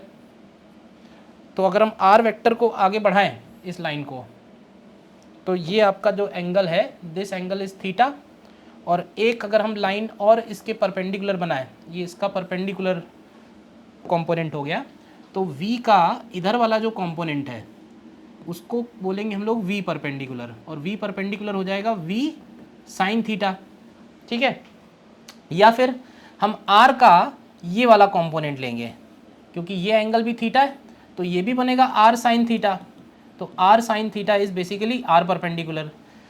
तो आप चाहे तो v का कंपोनेंट ले लो r के परपेंडिकुलर, v का कंपोनेंट r के परपेंडिकुलर ले लो, इधर से देखो v का कंपोनेंट r के परपेंडिकुलर ले लीजिए, या r का कंपोनेंट लाइन ऑफ मोशन, ये जो लाइन मैंने बनाई है this is called line of motion, मतलब जिस लाइन के लॉन्ग पार्टिकल चल रहा है, तो लाइन ऑफ मोशन से परपेंडिकुलर डिस्टेंस यानी r परपेंडिकुलर। तो दोनों में से कोई भी एक काम कर सकते हैं। अब हमको ये लाइन दी हुई है y इक्वल टू 2√5, ठीक है ना। तो y इक्वल टू 2√5 का मतलब ये हुआ कि ये पॉइंट जो है ये 2√5 डिस्टेंस पे है, तो r परपेंडिकुलर हमको दिया हुआ है, तो इसी वैल्यू से निकाल लेते हैं। तो m की वैल्यू हो गई 5 ग्राम, ग्राम में ही निकालना है, v की जगह हो गया 3√2, ठीक है, और r परपेंडिकुलर की जगह 2√5। तो ये सब आप मल्टीप्लाई करो, 5 3 2, तो ये हो गया 30√10 के इक्वल आ रहा है। तो 30√10 यानी ये फोर्थ वाला ऑप्शन इसमें करेक्ट आ गया, ठीक है। Angular momentum of a particle, या ऐसे बोल सकते हैं angular momentum of translatory motion, तो ये रहा, ठीक है। ओके, नेक्स्ट क्वेश्चन में आते हैं। A circular disk of moment of inertia I is rotating in a horizontal plane about its symmetry axis with a constant angular speed omega I. Another disk of moment of inertia IB is dropped coaxially onto the rotating disk. Initially the second disk has zero angular speed. Eventually both rotate with constant speed. Energy lost by the initially rotating disk due to friction. तो देखो ये अभी हम लोगों ने जो question किया था ना, डिस्क के ऊपर डिस्क रखा था और एंगुलर मोमेंटम कांस्टेंट है, ये वैसा ही क्वेश्चन है, ठीक है ना, बस इसमें पूछा कुछ और है। तो खैर थोड़ा सा फिर से कर लेते हैं सॉल्व, इंपॉर्टेंट पार्ट है इसलिए।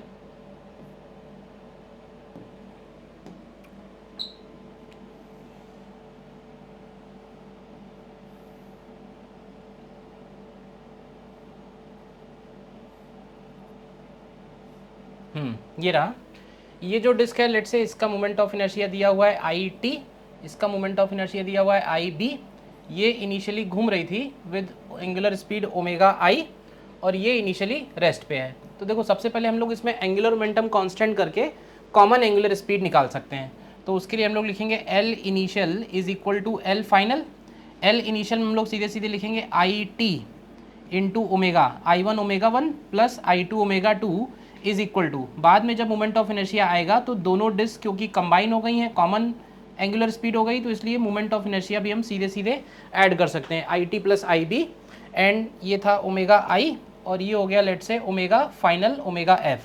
तो यहाँ से आपको ओमेगा एफ का वैल्यू मिल जाएगा which is I T into omega I and divided by I T plus I B. तो ये रिजल्ट एक तो सबसे पहले हो गया हमारे पास फाइनल एंगुलर स्पीड। अब कह रहा है energy lost due to the rotating friction. तो देखो एनर्जी लॉस्ट के लिए हमें चाहिए इनिशियल काइनेटिक एनर्जी। तो इनिशियल काइनेटिक एनर्जी सिर्फ एक ही डिस्क में थी, तो वो हो जाएगा half I T into omega I square.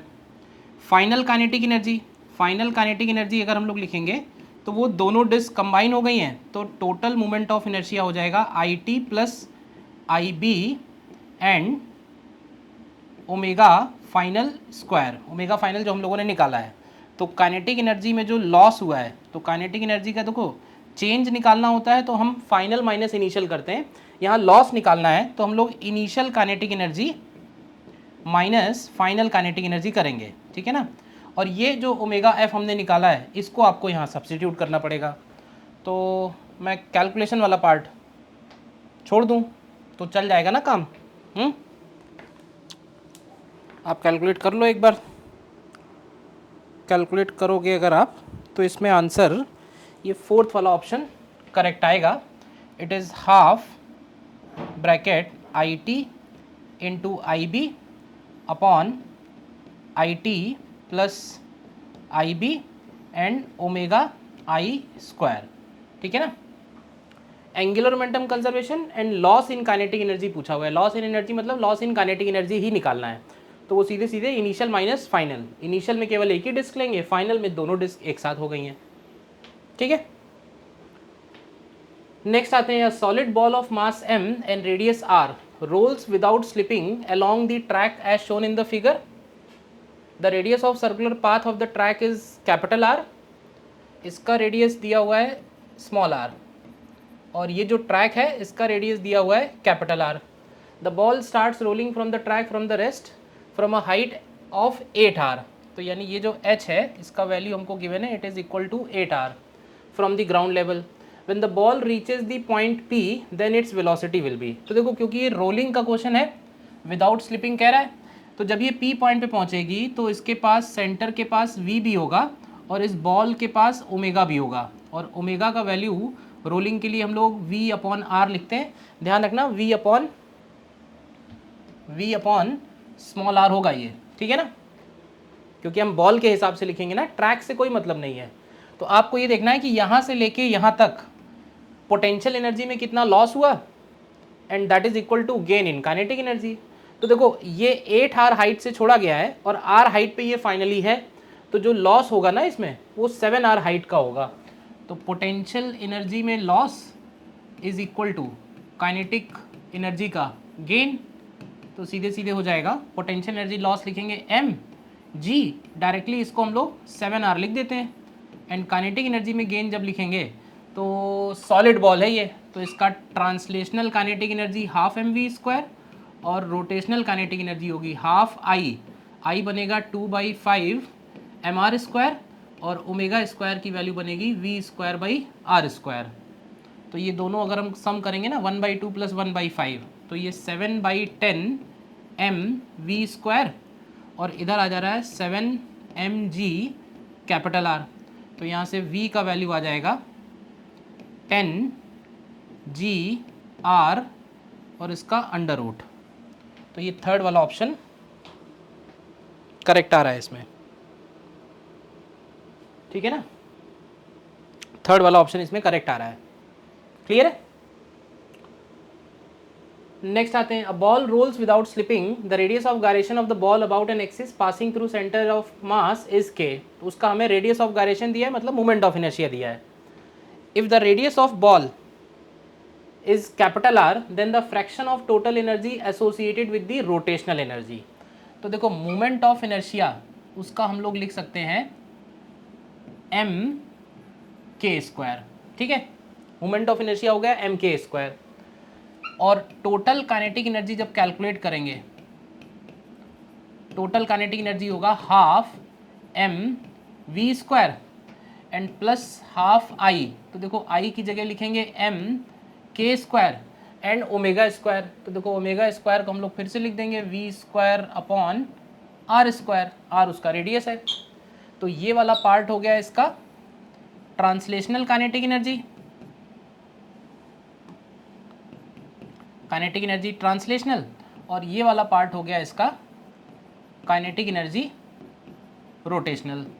तो हमको क्या निकालना है, हमको निकालना है fraction of total energy associated with rotational, यानी kinetic energy rotation which is half mk² v²/r² divided by total. Total is half mv² plus rotation, यानी हाफ mk² v²/r²। तो ये आपका देखो हाफ mv² तो कैंसिल हो जाएगा, बचेगा k²/r² डिवाइडेड बाई 1 + k²/r²। तो ये सॉल्व होके आ जाएगा k² + r² के इक्वल। तो k² + r²। तो ये सेकेंड वाला ऑप्शन करेक्ट है। ये कुछ अलग क्वेश्चन है। A uniform rod AB is hinged at one end A. The rod is kept in horizontal position by a massless string tight, मतलब ये एक रॉड है, इसको हमने इस एज के ऊपर फिक्स कर रखा है। अब ऐसे तो नीचे गिर जाएगी, तो यहाँ स्ट्रिंग बांध रखी है, ठीक है। Find the reaction of the hinge at A of the rod at the instant string is cut, ठीक है। ये अच्छा क्वेश्चन है। देखो जैसे ही हम स्ट्रिंग कट करेंगे ना, तो ये इस पॉइंट के अबाउट अल्फा के एंगुलर एक्सीलरेशन से रोटेट होने लगेगी। तो सबसे पहले हम इसमें अल्फा का वैल्यू निकालेंगे। तो torque equal to I alpha सबसे पहले यूज़ करेंगे। तो ए पॉइंट के अबाउट जब टॉर्क निकालेंगे तो mg का टॉर्क देखिए कितना बनेगा। mg का टॉर्क होगा mg into l/2 and equal to I alpha. तो आई की वैल्यू होगी ml²/3, इस एंड के अबाउट आई हो जाएगा ml²/3 और इंटू अल्फ़ा। तो यहाँ से आपको अल्फ़ा की वैल्यू मिलेगी 3g/2l के इक्वल, ठीक है। अच्छा देखो अल्फ़ा आ गया, तो अब अगला काम ध्यान से समझना। हमको क्या करना है, इसके सेंटर ऑफ मास पे हम सारे के सारे फोर्सेस एज्यूम करेंगे। तो सेंटर ऑफ मास का हमको टेंजेंशियल एक्सीलरेशन चाहिए इस वक्त। तो सेंटर ऑफ मास का टेंजेंशियल एक्सीलरेशन होगा r अल्फ़ा यानी l/2 इंटू अल्फ़ा। तो अल्फ़ा की वैल्यू रखेंगे अगर, तो l/2 अल्फ़ा हो जाएगा इसमें 3g/2l। तो ये आ जाएगा 3g/4 के इक्वल, ठीक है। अब क्या करेंगे, इसका ट्रांसलेशनल एफबीडी बनाएंगे। ट्रांसलेशन एफबीडी में देखो सारे के सारे फोर्सेज इसके सेंटर ऑफ मास पे, mg नीचे की तरफ हो गया। नॉर्मल रिएक्शन एट ए को हम आर ए ऊपर की तरफ ले लेते हैं, आर ए बना हुआ है इसलिए। और इसके सेंटर ऑफ मास का डाउनवर्ड डायरेक्शन में एक्सेलरेशन है, इट इज़ 3g/4। तो अगर हम सीधे सीधे F equal to ma apply करते हैं तो यहाँ से आपको मिलेगा mg minus reaction force RA is equal to ma। तो m इंटू ए की जगह है 3g/4। तो देखो आपको यहाँ से RA का वैल्यू मिल जाएगा mg/4। तो mg/4 यानी ये सेकेंड वाला ऑप्शन इसमें करेक्ट आएगा। ठीक है ना। ये भी फिक्स्ड एक्सिस रोटेशन का ही क्वेश्चन है, लेकिन इस केस में क्या है, सबसे पहले हम लोगों ने रोटेशन यूज़ किया अल्फा निकालने के लिए, फिर सेंटर ऑफ मास पे सारे फोर्सेस ले लिए। अब क्योंकि फोर्सेस सारे सेंटर ऑफ मास पे लिए हैं तो हमको एक्सीलरेशन भी सेंटर ऑफ मास का ही चाहिए। तो एक्सीलरेशन सेंटर ऑफ मास का निकालने के लिए क्या किया, सेंटर ऑफ मास का यहाँ से डिस्टेंस हो गया L/2 और टेंजेंशियल एक्सीलरेशन बन जाएगा L/2 इंटू अल्फा के इक्वल। ठीक है। 2 point objects of masses 1.5 gram and 2.5 gram respectively are 16 centimeter apart. The center of mass is at a distance x from the object. तो देखो ये तो फॉर्मूला बेस्ड सीधा सीधा क्वेश्चन है देखा जाए तो देखिए एक मास है 1.5 ग्राम और एक मास है 2.5 ग्राम। और ये दोनों मासेस के बीच का सेपरेशन दिया हुआ है 16 सेंटीमीटर। हमें इस सिस्टम का सेंटर ऑफ मास निकालना है। तो सेंटर ऑफ मास इस सिस्टम का, देखो सेंटर ऑफ मास सिस्टम का उस मास की तरफ होता है जो हैवी होता है। जो जितना हैवी होगा सेंटर ऑफ मास उतना ही नज़दीक होगा। तो डेफिनेटली सेंटर ऑफ मास इसी 2.5 के पास में ही कहीं पड़ेगा। यानी ये जो भी आंसर आएगा ना, ये जो भी आंसर आएगा, ये आंसर आपका 8 सेंटीमीटर से कम आएगा। 8 सेंटीमीटर से कम आएगा। तो अब देखो 8 सेंटीमीटर से कम आएगा अगर, तो एक ही ऑप्शन है वैसे तो 5 सेंटीमीटर। ठीक है, कैलकुलेट नहीं करना है बट चलो हम लोग कैलकुलेट करते हैं। अगर ये वाला डिस्टेंस 5 सेंटीमीटर आएगा, हमको डिस्टेंस कौन सा निकालना है, हमको निकालना है 1.5 से। तो 1.5 से जो डिस्टेंस है ये 8 से ज़्यादा आएगा। तो 8 से ज़्यादा 16 से कम, ये वाला आंसर होगा 10 सेंटीमीटर। निकाल के देख लेते हैं। खैर सपोज़ ये डिस्टेंस R1 है और ये डिस्टेंस R2 है। तो देखो एक इक्वेशन होती है R1 + R2 is equal to दोनों के बीच का डिस्टेंस यानी D, और दूसरी सेंटर ऑफ मास के लिए बनती है कि M1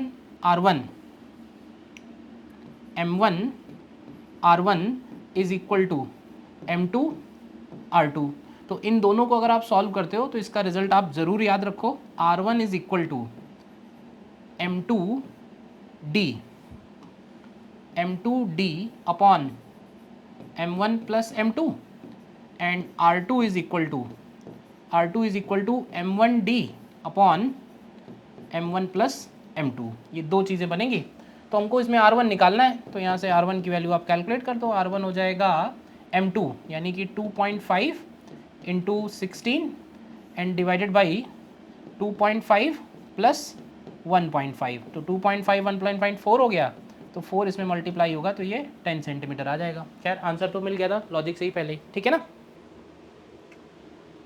3 point masses 2 kg, 4 kg, 6 kg are kept at the 3 corners of an equilateral triangle।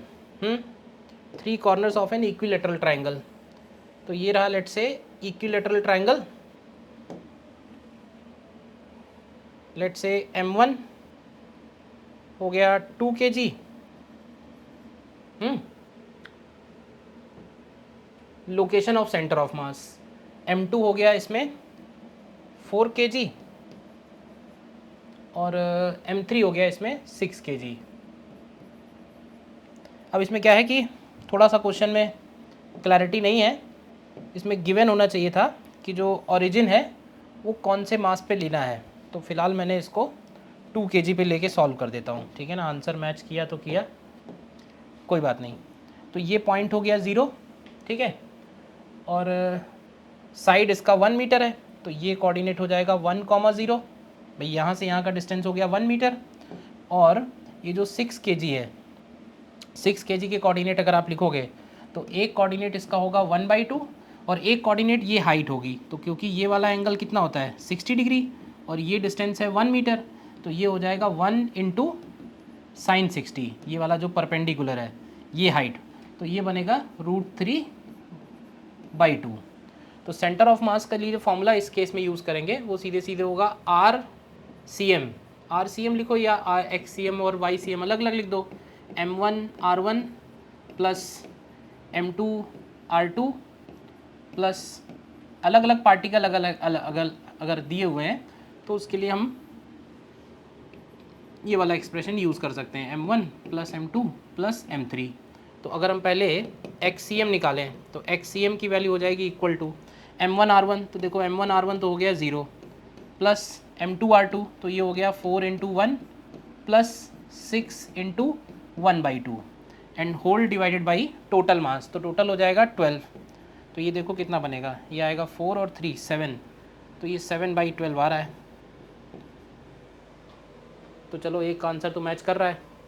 इसी तरह से अगर हम YCM निकालते हैं तो YCM में 2 kg का y कोऑर्डिनेट भी 0 है, 4 kg का y कोऑर्डिनेट भी 0 है और 6 kg का y कोऑर्डिनेट है √3/2 एंड डिवाइडेड बाई टोटल मास यानी 12। तो ये वैल्यू आ जाएगी √3/4, ठीक है ना। तो ये फर्स्ट वाला ऑप्शन मैच कर रहा है। हालांकि ये गिवन होना चाहिए था कि ओरिजिन जो है वो मैं 2 kg पे लेना है, कोइंसिडेंटली ऐसा हो गया कि सब मैच कर गया। एनीवेज क्वेश्चन का कॉन्सेप्ट तो आपको क्लियर हो ही गया ना। The linear density, next question देखते हैं। The linear density of a thin rod of length 1 metre varies as lambda equal to 1 + 2x। ठीक है, तो देखिए ध्यान से,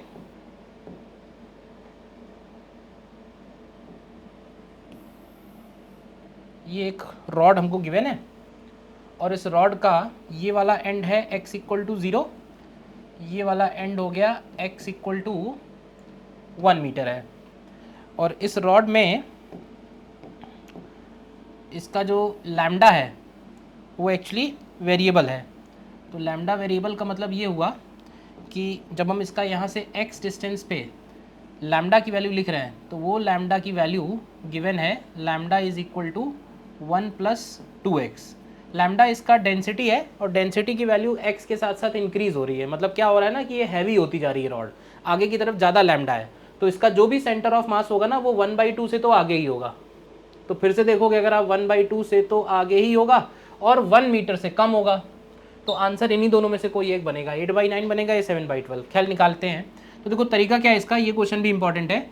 x डिस्टेंस पे हम लोग dx विड्थ का एक स्मॉल एलिमेंट कंसीडर करेंगे। इसको ऐसे बोलते हैं कि रॉड को हमने इनफाइनाइट पीसेज में डिवाइड कर दिया है, उसमें से एक हमने पीस कंसीडर किया है जो x डिस्टेंस पे है और इस पीस को हम लोग बोलते हैं dm। तो dm की वैल्यू बनेगी लैम्डा इंटू dx। लैम्डा हमको ऑलरेडी दिया हुआ है तो ये है 1 + 2x इंटू dx, ठीक है। और इस dm का सेंटर ऑफ मास कहाँ होगा, तो ये dm खुद जहाँ है वहीं होगा इसका सेंटर ऑफ मास भी। तो XCM का फॉर्मूला है ऐसे केस में, XCM = integral x dm divided by integral dm। और इसको इंटीग्रेट करेंगे हम इसके विद इन दी लिमिट्स, तो लिमिट्स हो जाएंगी 0 से लेके 1 तक। तो देखते हैं इसको क्या आएगा, ये आएगा integration of x into 1 + 2x dx and divided by integration of 1 + 2x dx। और लिमिट्स आपकी होंगी 0 to 1, लिमिट्स आपकी होंगी 0 to 1। तो ये वैल्यू देखिए कितना निकल के आएगा, ऊपर इंटीग्रेशन आएगा x²/2 पहले टर्म का और दूसरे टर्म का आएगा 2x³/3, ठीक है। एंड होल लिमिट्स हो जाएंगी 0 to 1 एंड डिवाइडेड बाई नीचे का इंटीग्रेशन आएगा x और 2x का इंटीग्रेशन हो जाएगा x² और इस पे भी आपकी लिमिट्स हो जाएंगी 0 to 1। तो ये देखिए क्या बनेगा, ये आएगा 1/2 + 2/3 डिवाइडेड बाई 1 + 1। तो 1/2 + 2/3, तो इसमें 3 से ऊपर नीचे मल्टीप्लाई करेंगे और इसमें 2 से ऊपर नीचे मल्टीप्लाई करेंगे तो 3 और ये हो जाएगा 4, तो ये हो जाएगा 7/6 और नीचे 2 है तो ये कैलकुलेट होके 7/12 आ रहा है, ठीक है। जैसा कि अंदाज़ा था कि इन्हीं दोनों में से कोई आंसर होना चाहिए, ठीक है।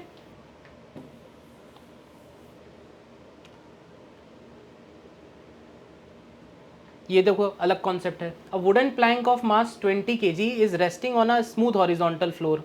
A man of mass 60 kg starts moving from one end of the plank to the other end. Length of the plank is 10 meter. Find the displacement of the plank over the floor when the man reaches the other end. मतलब man जो है वो point A से start हो रहा है और वो पॉइंट बी तक ट्रैवल कर रहा है, इतनी देर में प्लैंक कितना डिस्प्लेसमेंट कर रहा है।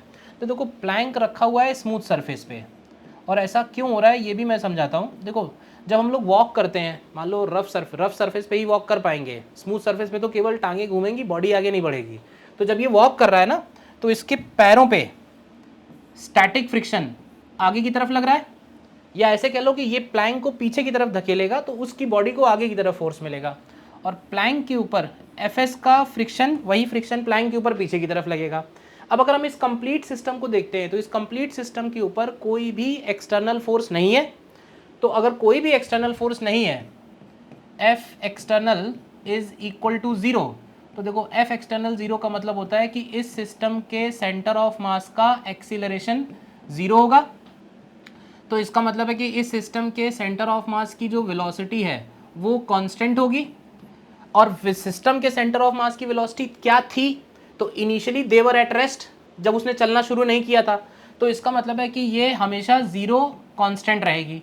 अब किसी पार्टिकल की यानी सेंटर ऑफ मास की वेलोसिटी अगर ज़ीरो है तो इसका मतलब है कि उसका डिस्प्लेसमेंट ज़ीरो होगा। तो ये इंपॉर्टेंट पॉइंट है इस केस में, सिस्टम ऑफ पार्टिकल्स का क्वेश्चन है ये। क्या है कि इंडिविजुअली पार्टिकल्स मूव कर सकते हैं, बट उस सिस्टम का जो सेंटर ऑफ मास होगा वो अपनी जगह रहेगा। Displacement of centre of mass is zero. तो displacement of centre of mass को हम लोग लिख सकते हैं m1 delta x1 plus m2 delta x2 equal to zero. m1 m2 उस सिस्टम के पार्टिकल्स हो गए, इंडिविजुअली डिस्प्लेसमेंट पॉसिबल है, सेंटर ऑफ मास का डिस्प्लेसमेंट नहीं है। तो अब जरा वैल्यूज डालते हैं। मैन का वुडन प्लैंक का मास दिया हुआ है 20 kg, और इस मैन का मास दिया हुआ है हमको 60 kg। मतलब 60 kg का भी डिस्प्लेसमेंट होगा, 20 kg का भी डिस्प्लेसमेंट होगा। 20 kg का डिस्प्लेसमेंट हम लोग x एज्यूम कर लेते हैं। तो सबसे पहले लिखेंगे 20 kg, और 20 kg का डिस्प्लेसमेंट हो रहा है -x। डिस्प्लेसमेंट लिख रहे हैं इसलिए विद साइन लिखेंगे, -x इसलिए लिया है।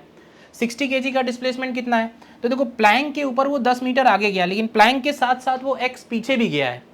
तो उसके लिए लिखेंगे 60 में प्लस 10 लिखेंगे, क्योंकि प्लैंक के ऊपर 10 आगे बढ़ा है, लेकिन प्लैंक x पीछे गया है तो -x भी लिखेंगे, and this is equal to zero. तो आपको यहाँ से x का वैल्यू मिल जाएगा 600 डिवाइडेड बाई 80 के आसपास। तो 600 डिवाइडेड बाई 80, तो ये कितना बनेगा भाई, 60/8, तो ये हो गया 30/4, 15/2, तो ये आ गया 7.5 के आसपास। तो ये फर्स्ट वाला ऑप्शन इसमें करेक्ट है। ठीक है, डिस्प्लेसमेंट ऑफ सेंटर ऑफ मास पे ये बेस्ड क्वेश्चन है। नेक्स्ट आते हैं, which of the following points is the likely position of centre of mass of the system shown in the figure. क्या है इसमें, एक हॉलो स्फीयर है और एक उस हॉलो स्फीयर में आधा सैंड भर रखा है। एक हॉलो स्फीयर है और उसमें हाफ सैंड इसमें फिल कर रखा है। तो इस सिस्टम का सेंटर ऑफ मास अप्रॉक्सीमेटली कौन से पोजीशन पे आएगा, हमको ये फाइंड आउट करना है। तो अच्छा ये बताइए सीधा सीधा, अगर ये हॉलो स्फीयर होता तो क्या इसका सेंटर ऑफ मास इस पूरे सिस्टम का सेंटर होता, यानी हॉलो स्फीयर का सेंटर होता, यानी पॉइंट हो। अब हमने उसमें सैंड एक्स्ट्रा डाल दी है, तो सैंड हमने इस पॉइंट से नीचे डाली है या ऊपर डाली है, तो सैंड हमने इस पॉइंट की नीचे डाली है। तो सैंड नीचे डालने का मतलब ये हुआ कि हमने नीचे वाले पोर्शन में मास इंक्रीज किया है। तो नीचे वाले पोर्शन में जब मास इंक्रीज होगा तो सेंटर ऑफ मास उसी मास की तरफ शिफ्ट हो जाएगा, यानी सेंटर ऑफ मास इधर की तरफ ही शिफ्ट होगा।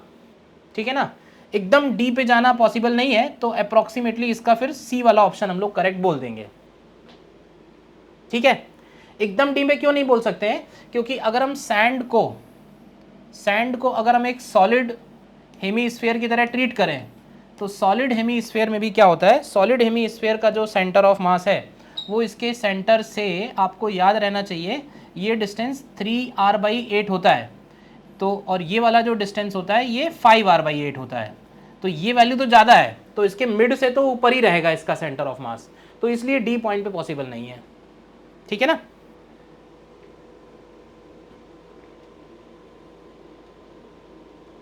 नेक्स्ट आते हैं, a uniform metal disc of radius r is taken out of a disc of diameter r is taken and out disc of radius cut out from one end. मतलब uniform metal disc of radius r is taken and a disc of diameter capital R is cut off from the end, the center of mass of the remaining part. तो ये question अभी बिल्कुल वैसे ही जैसे हम लोगों ने centre of moment of inertia निकाला था. तो सेंटर ऑफ मास निकालने के लिए भी प्रोसेस ऑलमोस्ट सेम है. देखिएगा ज़रा ध्यान से.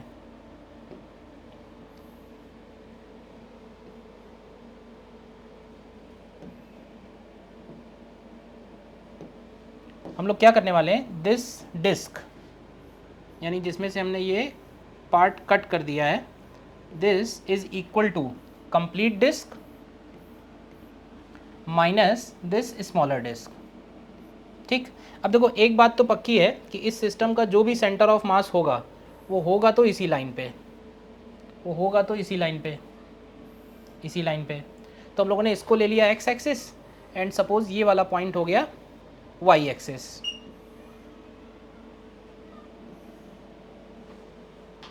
ठीक है. और एक इंपॉर्टेंट पॉइंट, अगर इस डिस्क का मास हम लोग m एज्यूम करते हैं तो इस डिस्क का मास m/4 हो जाएगा. ये हम लोग ऑलरेडी डिस्कस कर चुके हैं क्योंकि इसका रेडियस r है और इसका रेडियस r/2 है. मतलब रेडियस हाफ हो जा रहा है, तो उसका मास 1/4 हो जाएगा. अब देखो इस सिस्टम के सेंटर ऑफ मास का एक्सीएम क्या, इसको x1 बोल देते हैं. x1 0 है और इस डिस्क के सेंटर ऑफ मास. अब देखो एक बात ध्यान रखना, इसमें एक गड़बड़ हो गई. ये गड़बड़ आप नहीं करोगे. ये वाला जो एक्सिस है ना, ये इधर होना चाहिए. मतलब रिलेटिव पोजीशन ऑफ ओरिजिन वो चेंज नहीं होनी चाहिए. तीनों ही फिगर्स में जो ओरिजिन है, ध्यान से देखो, ओरिजिन ये वाले पार्ट के पेरीमीटर पे है, तो ओरिजिन इस डिस्क के पेरीमीटर पे ही होना चाहिए. ठीक. तो यहाँ पे x2 की वैल्यू, x2 यानी इसके सेंटर ऑफ मास की वैल्यू हो जाएगी प्लस का r/2. तो मास हो गया x हो गया, मास हो गया x हो गया. तो हमें इसका सेंटर ऑफ मास निकालना है. तो सीधे सीधे फॉर्मूला है XCM is equal to m1 x1 minus m2 x2 upon m1 minus m2. मतलब जब हम लोग ऐड करते हैं तो m1 x1 plus m2 x2 करते हैं. इसमें से हमने ये पार्ट कट कर दिया है तो m1 x1 minus m2 x2.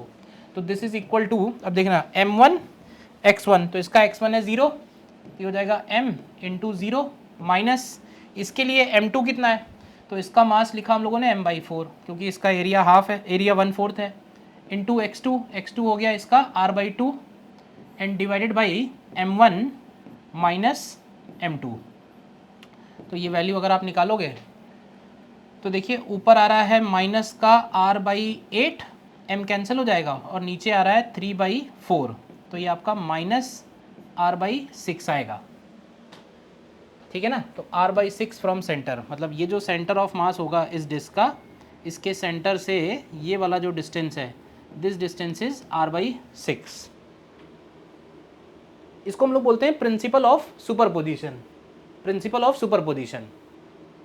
ठीक है.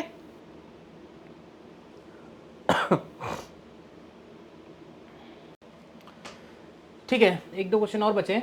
नेक्स्ट क्वेश्चन में आते हैं. 2 blocks of masses 10 kg and 4 kg are connected by a spring of negligible mass placed on frictionless horizontal surface. An impulse gives a velocity of 40 meter per second to the heavier block in the direction of lighter block. The velocity of center of mass is. ठीक. तो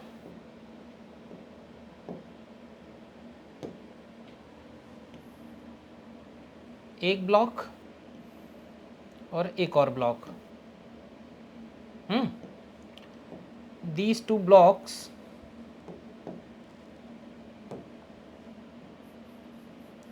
are connected through a spring. ये हो गया 10 kg, ये हो गया 4 kg and they are kept on smooth surface, frictionless horizontal surface. ठीक है। An impulse gives a velocity of 14 metre per second to the heavier block. तो एक इम्पल्स हमने इसको दिया, इम्पल्स मतलब ऐसे क्लिक कर दिया इस पर, और इस इम्पल्स की वजह से इसके पास वेलोसिटी आ गई 14 मीटर पर सेकेंड।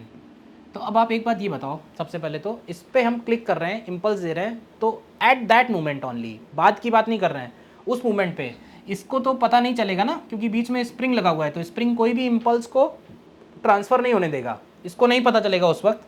बाद में जब स्प्रिंग कंप्रेस होगी तो ये चलने लगेगा। The velocity of centre of मास। तो देखो अब फिर से मैं कहूँगा कि इस कंप्लीट सिस्टम को अगर आप ऑब्जर्व करो तो इस कंप्लीट सिस्टम पे इम्पल्स देने के बाद हमने अब कोई भी फोर्स नहीं लगाया, जो भी स्प्रिंग फोर्स इसके ऊपर आगे लगेगा, यानी स्प्रिंग कंप्रेस होगी तो वो दोनों पे लगेगा। एक्सटर्नल फोर्स जीरो है, एक्सटर्नल फोर्स जीरो है, तो इसका VCM कांस्टेंट रहेगा। तो VCM हम जिस मोमेंट पे निकाल दें, जिस मोमेंट पे चाहें उस मोमेंट पे निकाल सकते हैं, तो इनिशियली निकाल देते हैं। तो VCM को हम लोग निकालते हैं m1v1 plus m2v2 upon m1 plus m2 से, ठीक है ना। तो ये वैल्यू निकल के आ जाएगी, m1 हो गया ये 10 kg into 14 metre per second plus m2 यानी 4 kg, ये तो रेस्ट पे ही है, एंड डिवाइडेड बाई टोटल मास 14 हो जाएगा। तो VCM का वैल्यू निकल के आएगा 10 मीटर पर सेकेंड। और ध्यान रखना ये जो VCM है ये कांस्टेंट रहेगा, चेंज नहीं होगा। अब इसमें एक चीज़ और पूछ सकता है, अगर मान लो कि हमें इसका स्प्रिंग का अगर कांस्टेंट K दिया हुआ है कि स्प्रिंग में मैक्सिमम कंप्रेशन कितना आएगा, तो उसके लिए आप ध्यान रखना half mu V relative square is equal to half K x max square. ये डायरेक्ट आप लगा सकते हो मैक्सिमम कंप्रेशन या मैक्सिमम एक्सटेंशन निकालने के लिए। म्यू कैसे निकालेंगे, तो म्यू बन जाएगा m1 m2 upon m1 plus m2, तो ये हो जाएगा half of m1 m2 upon m1 plus m2, ये हो गया म्यू की वैल्यू। v रिलेटिव, अब अगर रिलेटिव वेलोसिटी किसी एक को ही दी गई है तो वो हो जाएगी v0 माइनस 0 का whole square, and this is equal to half k का वैल्यू आपको दिया ही हुआ है x मैक्स स्क्वायर। पूछा नहीं है बट मैंने बता दिया क्योंकि इंपॉर्टेंट पॉइंट है। x मैक्स का वैल्यू अगर हमें निकालना है मैक्सिमम कंप्रेशन, ठीक है ना। कुछ देर के बाद दोनों चल रहे होंगे, दोनों के पास वेलोसिटी होगी, लेकिन सेंटर ऑफ मास के पास वेलोसिटी इतनी ही रहेगी क्योंकि एक्सटर्नल फोर्स नहीं है, ठीक है। And last question, to persons of masses 55 kg and 65 kg respectively are at the opposite ends of a boat. The length of the boat is given, weight given है, the 55 kg man walks up to the 65 kg man and sits with him. The boat was in still water, the center of mass of the system shifts by. तो ये तो answer zero ही हो गया, solve ही नहीं करना है, क्योंकि अभी जैसे हम लोगों ने देखा था कि man is walking on plank, तो मैन प्लस प्लैंक का जो कंबाइंड सेंटर ऑफ मास है वो मूव नहीं करेगा, मैन भी मूव करेगा, प्लैंक भी मूव करेगा। वैसे इस केस में भी बोट भी चलेगी, ठीक है ना। 65 kg भी चलेगा बोट के साथ साथ, 55 तो चल ही रहा है, लेकिन इस कंप्लीट सिस्टम का सेंटर ऑफ मास शिफ्ट नहीं होगा, इसलिए हम लोग डायरेक्टली बोल सकते हैं सेंटर ऑफ मास का डिस्प्लेसमेंट जीरो है, ठीक है ना। तो मैंने इसमें मोस्टली जो इंपॉर्टेंट कॉन्सेप्ट्स थे मुझे लगा वो सारे क्वेश्चन इसमें लिए, तो आई होप आपका तो इतने कम टाइम में थोड़ा ठीक ठाक रिवीजन हो गया है, ठीक है ना। So thank you very much, next topic में फिर मिलते हैं बहुत जल्दी।